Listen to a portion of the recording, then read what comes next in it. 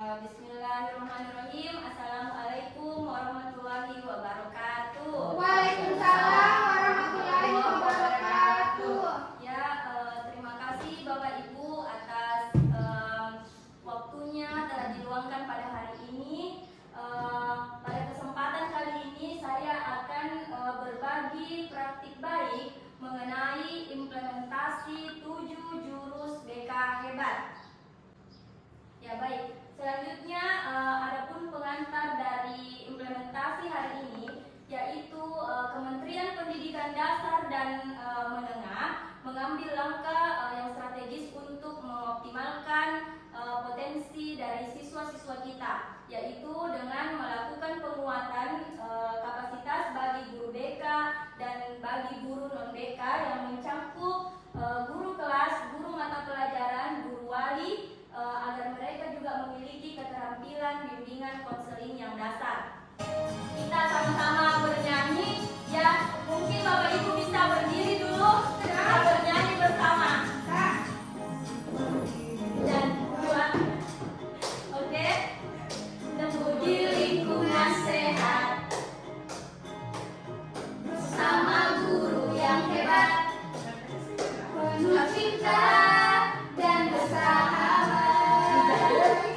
Mendidik dengan tulus, gunakan 7 jurus, kenali potensi, kelola emosi, tumbuhkan resiliensi, jaga konsistensi dan jalin koneksi, membangun kolaborasi dan menata situasi. Terima kasih atas semangatnya hari ini. Ya baik Bapak Ibu, ini jurus kedua saya dengan tema kenali dan kelola emosimu. Ya, jadi ini adalah alasan mengapa saya mengambil jurus kedua. Karena dirasa sangat penting bagi peserta didik memahami bagaimana cara mereka agar dapat mengelola emosi dengan baik. Karena kebanyakan siswa di sekolah saya itu Bapak Ibu masih kesulitan dalam mengelola emosi yang dimilikinya. Maka dari itu langkah awal yang saya gunakan yaitu dengan membuat sebuah asesmen sederhana berupa toples emosi yang terinspirasi dari film Inside Out sebagai media awal yang digunakan untuk mendeteksi emosi apa yang tengah dirasakan oleh peserta didik. Setelah itu, siswa membuat sebuah mood tracker dan memahami kompetensi SEL atau Social Emotional Learning.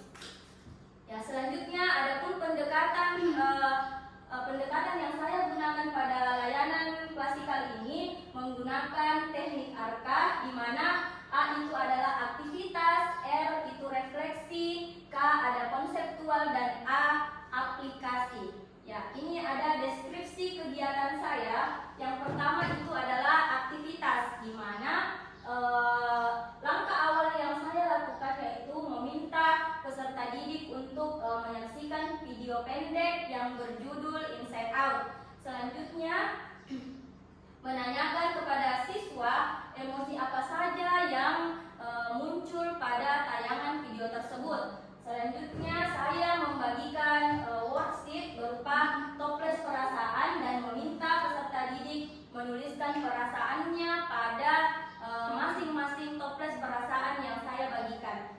Selanjutnya ada refleksi. Di sini saya meminta peserta didik untuk mengekspresikan perasaan apa yang paling dominan dari toples perasaan yang telah ia tuliskan. Selanjutnya saya juga meminta peserta didik beberapa orang untuk membacakan hasil dari toples perasaannya.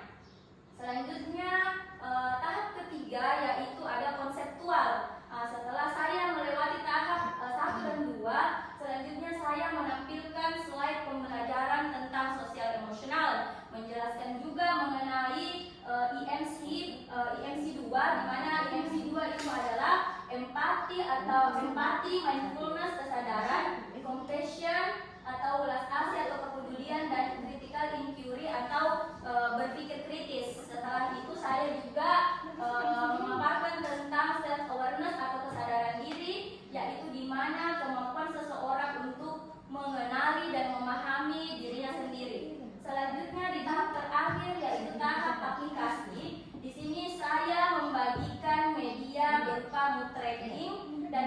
memberikan tugas kepada setiap siswa untuk mengisi kondisi perasaan mereka selama 3 hari dan berdiskusi dengan siswa terkait tugas-tugas yang telah diberikan tadi. Jadi pelaksanaannya ini saya berikan kepada kelas 7 dengan tema kenali dan kelola emosi pada hari Rabu 12 November 2025. Ini adalah hasil yang telah saya capai setelah pemberian layanan tersebut, di mana siswa dapat mengenal jenis-jenis emosi dan memahami marah adalah bukan satu-satunya jenis emosi. Selanjutnya juga siswa dapat memahami konsep emosi dan ada 9 jenis emosi yang dimiliki oleh setiap manusia. Selanjutnya, siswa mengetahui cara mengekspresikan dan mengelola emosi dengan tepat, dan siswa dapat merancang kelas bernuansa sel dan membuat emotion tracker agar mereka dapat memantau perasaan atau suasana hati secara berkala untuk mengidentifikasi pola dan pemicu emosi. Ya, ini adalah bisa dilihat Bapak Ibu dokumentasi saya selama pemberian layanan kepada siswa. Di sini mulai dari mengisi toples emosi, membacakan toples emosi. Di sini saya memberikan konsep dan ini adalah mendeteksi mood pada hari ini kepada siswa, dan ini menonton film Inside Out, dan ini adalah hasil dari toples emosi dan tracker siswa saya. Oke, saya kira cukup untuk pemaparan dari jurus kedua. Selanjutnya saya juga akan memaparkan tentang jurus keempat, di mana dengan tema menjaga konsistensi. Ya baik, langsung saja Bapak Ibu. Di sini alasan saya mengambil jurus keempat yaitu untuk membantu siswa memahami, menghayati dan membiasakan perilaku positif dalam kehidupan sehari-hari serta meninggalkan kebiasaan negatif sehingga terbentuk karakter pribadi yang tangguh, bertanggung jawab dan sesuai dengan nilai-nilai profil pelajar Pancasila. Ya, pendekatan layanan yang saya gunakan itu sama seperti yang tadi, menggunakan teknik ARKA, aktivitas, refleksi, konseptual, dan aplikasi. Nah, selanjutnya ini ada deskripsi kegiatan di mana pada saat layanan aktivitas saya memberikan game kepalan tangan kepada siswa-siswa saya, dan di sini game kepalan tangan itu harus dilakukan secara berpasangan, laki-laki bersama laki-laki, perempuan bersama dengan perempuan.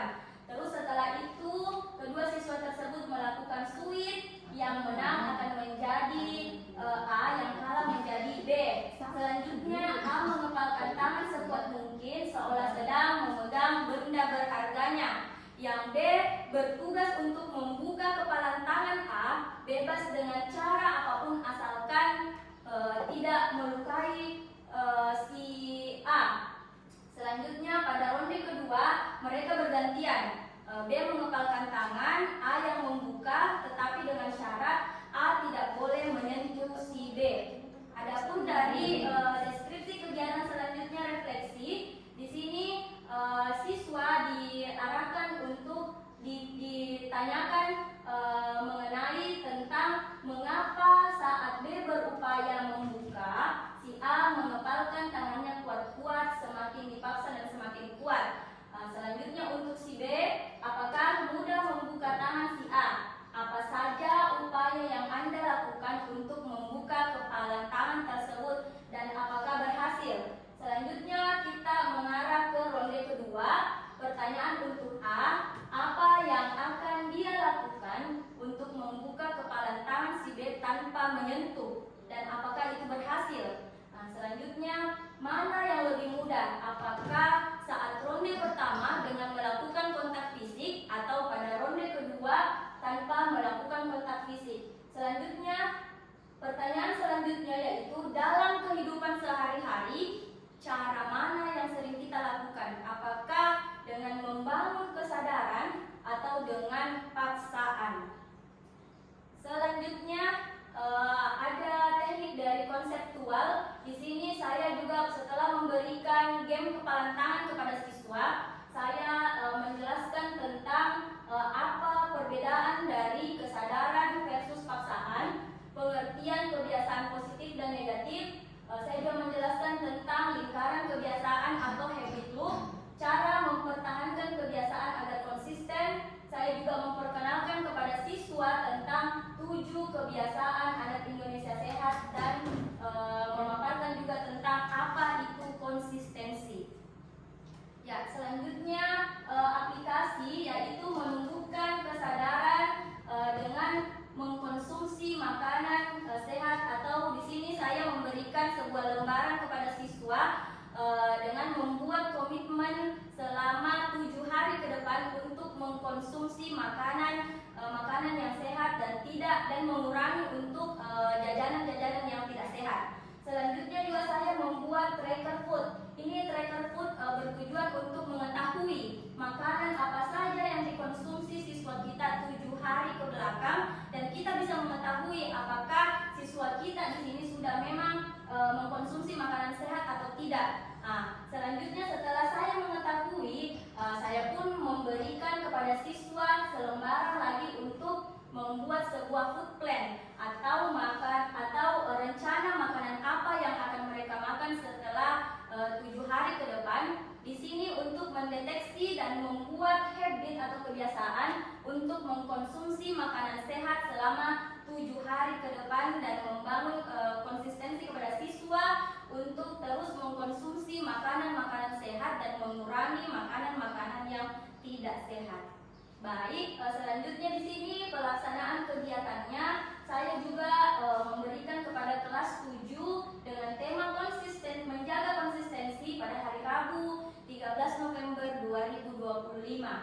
Ya, baik, selanjutnya adapun hasil yang dicapai di sini siswa memahami, menghayati dan membiasakan perilaku positif dalam kehidupan sehari-hari serta meninggalkan kebiasaan-kebiasaan negatif sehingga terbentuk karakter pribadi yang tangguh, bertanggung jawab dan sesuai dengan nilai-nilai profil pelajar Pancasila. Yang kedua, memahami cara mempertahankan kebiasaan yang positif agar tetap konsisten.